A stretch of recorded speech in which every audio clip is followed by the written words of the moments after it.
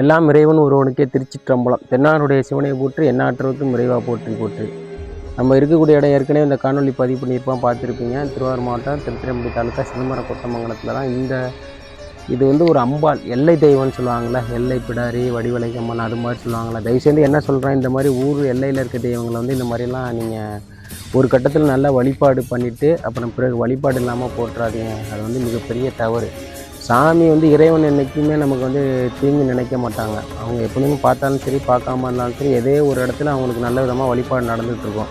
ஆனால் நமக்கு தான் அதை கடந்து போகிறப்ப ரொம்ப கஷ்டமாக இருக்கும். ஒரு காலத்தில் பார்ப்போம்ல, ஒரு காலத்தில் இங்கே எப்படியெல்லாம் வழிபாடு பண்ணியிருப்பாங்க. ஒரு நாளைக்கு ஒரு வழிபாடாச்சும் நடந்திருக்கும். காலை மாலை நிறைய பேர் போயிருப்பாங்க. அதனால் வழிபாட்டில் இருந்த இடம் தான். இந்த மாதிரி கோயில் கட்டியிருக்காங்க. ஒரு காலகட்டத்தில் வழிபாடு இல்லாமல் விட்டாலும் கூட சாமி உள்ள நான் ஏற்கனவே பதிவு பண்ணியிருக்கேன். சாமி இன்னும் அப்படியே தான் இருக்குது.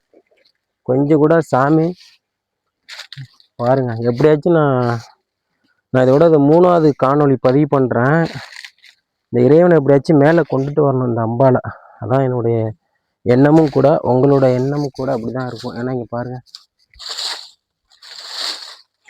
அம்பாலை அப்படியே இன்னும் பார்க்க அவ்வளோ பொலிவாக இருக்குது.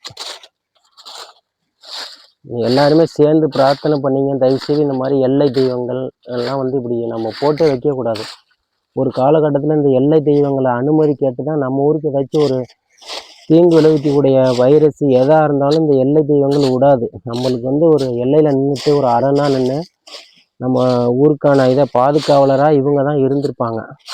காலப்போக்கில் நம்ம எல்லாத்தையுமே மறந்துடுறோம்.